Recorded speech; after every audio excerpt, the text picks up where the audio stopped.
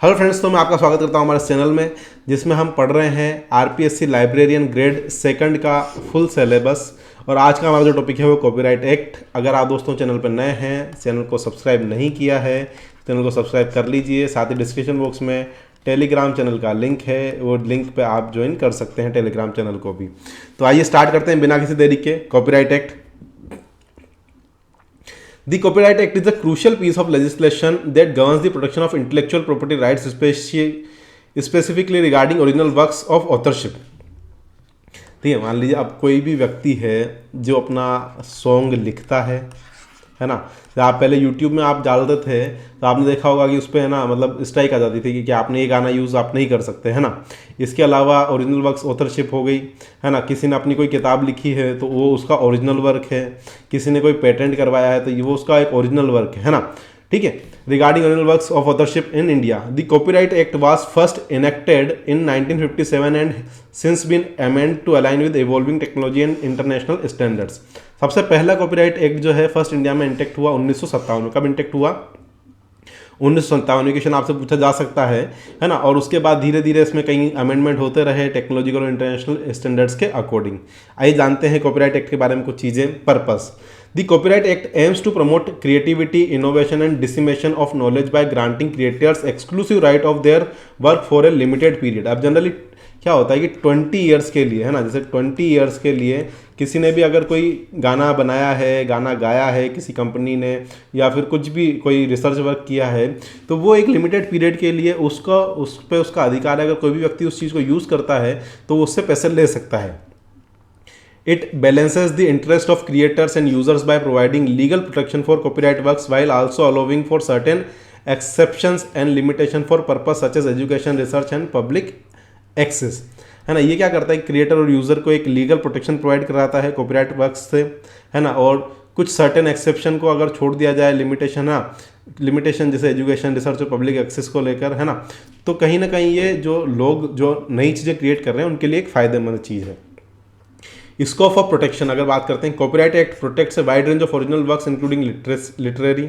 अगर आपने मान लीजिए साहित्य से रिलेटेड कोई वर्क किया है, वो आर्टिस्ट से रिलेटेड कोई वर्क किया है, वो म्यूजिक से रिलेटेड कोई वर्क किया है, ड्रामा से रिलेटेड कोई वर्क किया है, सिनेमेटोग्राफी से रिलेटेड कोई वर्क किया है, साउंड से रिकॉर्डिंग से रिलेटेड कोई वर्क किया है, कंप्यूटर सॉफ्टवेयर से रिकॉर्डिंग कोई वर्क किया है, तो ये सारा का सारा जो है स्कोप ऑफ प्रोटेक्शन, मतलब ये सारा का सारा कॉपीराइट एक्ट के अंदर प्रोटेक्टेड होता है। Example of protected works include, जिसके अंदर किताबें हैं, कोई जो किताब है वो सेम मटेरियल दूसरा व्यक्ति किताब नहीं छाप सकता। आर्टिकल्स जो हैं वो दूसरा व्यक्ति आर्टिकल्स यूज़ नहीं कर सकता। पेंटिंग्स जो है ना, पेंटिंग्स भी कॉपीराइटेड होती है कि भैया इसको इस पेंटिंग का, जैसे है ना मोनालिसा पेंटिंग सबसे में, फोटोग्राफ्स हो गए, म्यूजिक कंपोजिशन हो गया, फिल्म सॉफ्टवेयर के जो कोड हैं, ये सब के सब जो हैं कॉपीराइटेड होते हैं। इनके ऊपर कोई दूसरे का अधिकार नहीं हो सकता, है ना। तो ये उस पर्टिकुलर कंपनी का ही काम होता है। Exclusive right: copyrights gives creators several exclusive rights over their work including the rights to reproduce, distribute, perform, display and create derivative work based on the original. अब से मान लीजिए कोई सॉन्ग है, ओरिजिनल सॉन्ग है, उसको आपको यूट्यूब को बेचना है ना, यूट्यूब उसके कुछ पैसे देगा, फिर वो यूट्यूब उस प्लेटफॉर्म पर आपका सॉन्ग चलेगा, उस पर ऐड आएंगे, वो चीज़ें हैं। या आपको कहीं पर किसी प्ले में उसको, तो आपको उसको पे करना पड़ेगा, है ना। तो कुछ पैसा आपको देकर आप उस चीज़ का यूज़ कर सकते हैं। जैसे आपने देखा होगा, संदीप माहेश्वरी हमारे एक यूट्यूबर हैं, उनका एक साइट है, वो चलाते हैं कि जो पिक्स हैं, मतलब वो जो है पिक्स बेचते हैं ना, तो वो कॉपीराइट आज गूगल से आप डाउनलोड करते हो पिक्स, आप उसको यूज़ नहीं कर सकते, नहीं तो वो आपके ऊपर क्या कर देंगे कि भैया ये हमारी पिक है, आप इसको यूज़ नहीं कर सकते हैं। These rights allow creator to control how their works are used and derive economic benefit from their creation. मतलब इकोनॉमिक बेनिफिट्स का उनको फ़ायदा मिलता है, जो भी उन्होंने क्रिएट किया है उनका वर्क को वो अच्छे से यूज़ कर पाते हैं। जैसे ये यूट्यूब चैनल है, यूट्यूब चैनल पे मान लो मैं वीडियो डाल रहा हूँ, यही सेम वीडियो कोई भी कॉपी करके नहीं डाल सकता, है ना। ठीक है, तो ये चीज़ें उसके राइट से खिलाफ होगी। Duration of protection: the copyright act specified duration of copyright protection for different type of work.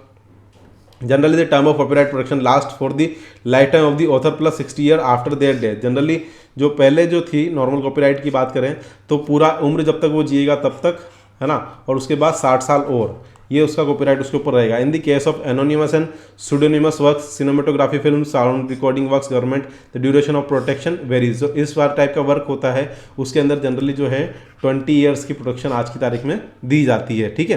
तो पहले जो है कॉपीराइट दिया जाता था वो पूरे लाइफ टाइम प्लस 60 ईयर्स और अभी 20 ईयर्स के लिए।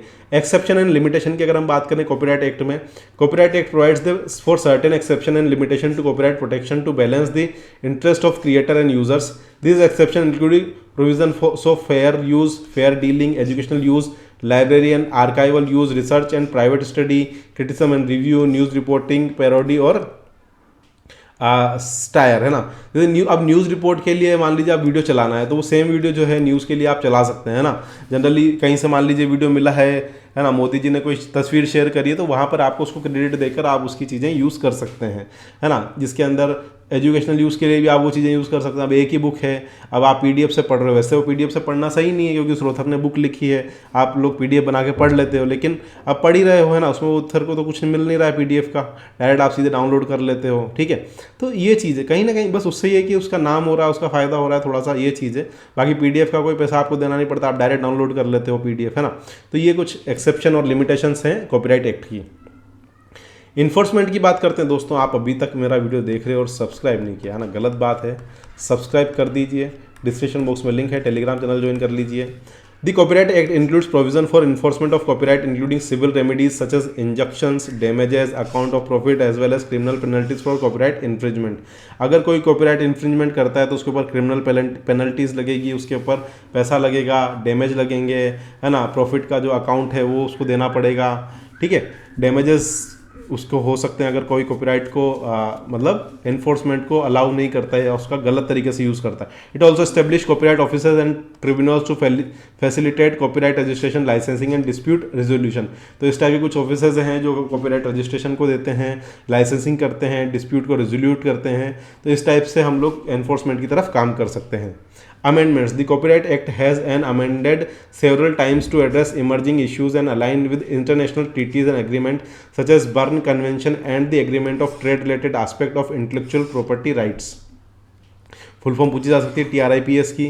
तो इसके अंदर कुछ अमेंडमेंट्स अलग अलग टाइम पर किए गए हैं इमर्जिंग इश्यूज़ को, जो इंटरनेशनल संधियाँ हैं उनके लिए, एग्रीमेंट के लिए, है ना। जो burn convention on the agreement on trade related aspect of intellectual property rights में जो TRIPS, इसकी फुल फॉर्म पूछी जा सकती है trade related aspect of intellectual property rights, trade related aspect of intellectual property rights, इसके बारे में आपसे पूछा जा सकता है। तो वहाँ पर इसमें कई बार अमेंडमेंट किए गए हैं। कंक्लूजन की बात करते हैं। Overall copyright act plays a critical role in fostering creativity, protecting the rights of creator and promoting the dissemination of knowledge and culture in India.